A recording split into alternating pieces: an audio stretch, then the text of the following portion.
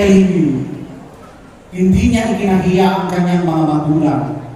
Hindi niya na sinabi na magsasaka sila. Ano ang trabaho ng ating mga magulang? Ipagmalaki natin sila. Pagpapahan na po natin muna ang ating mga magulang.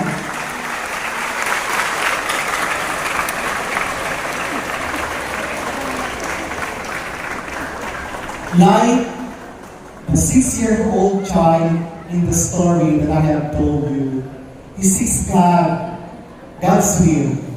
He was very grateful to his parents. He persevered. He believed in himself, established networks, and never stopped dreaming. And that child is now in front of you, the Chief Education Supervisor of San Isabel Monte.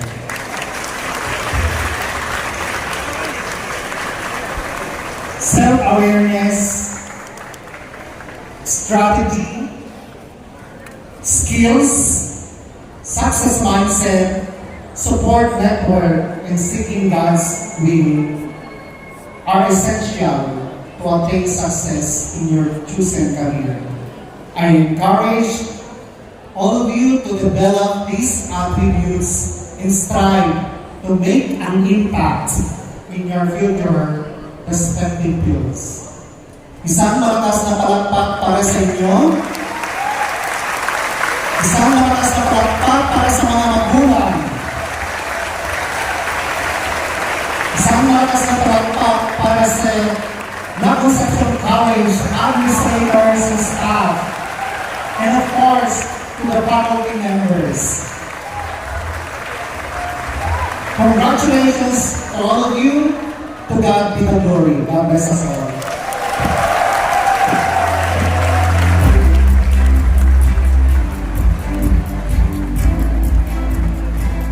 Thank you very much, Dr. Rolando Isidalo, for the very inspiring and insightful messages you imparted this afternoon. Your words will surely guide our graduates as they tread a new path in their lives. May your messages motivate them to strive harder. To award the certificate of appreciation to our guest speaker, let us call our President, Dr. Loreto F. Magbantan.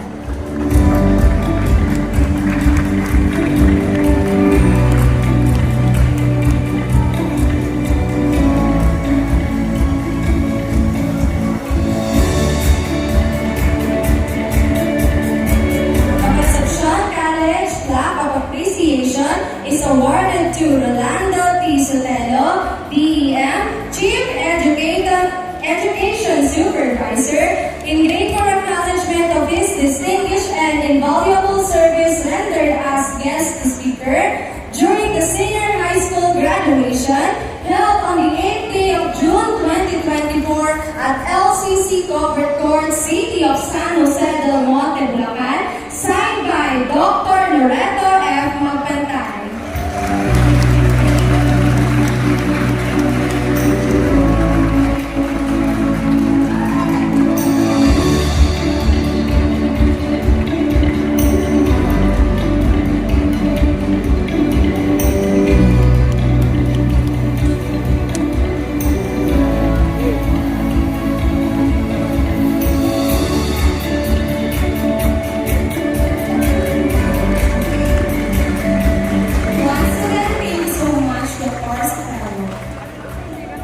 Now, to express the sentiment of Batch 2024, I would like to invite on stage the Academic Excellence Awardee, the class valedictorian herself, Alexa G. Ramos.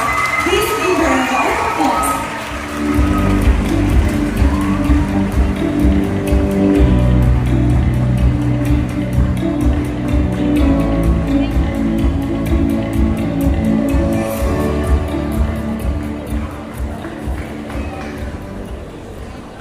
Good day to the students who graduated today, and to their parents and guardians who came to participate in their children's and loved ones' graduation. First of all, I would like to thank Dr. Loreto Magbantan, LCC School President, Vice President for Administration, Ms. Noemi Magpantay, Vice President for Academic Affairs, Mr. Francisco Magpantay, Vice President for Student Affairs, Ms. Minerva Magpantay, Senior High School Principal, Dr. Edwin Leoncio Vera, Senior High School Division Head, Ms. Joyce Gelatin, and Supreme Student Council Advisor, Ms. Jean Veraga, for making this event possible. When I first entered this school, I felt about the thought of socializing that shall willfully and faithfully carry out the duties and responsibilities as a member of the La Concepcion College Alumni Association. Further, I assure the Alumni Association that I shall perform to the best of my ability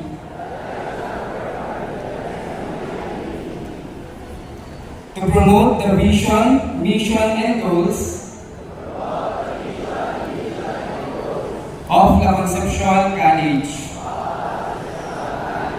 So help me God. Thank you, Mr. Daniel Jr. Pulica. Once again, a round of applause to our graduates, class of 2024.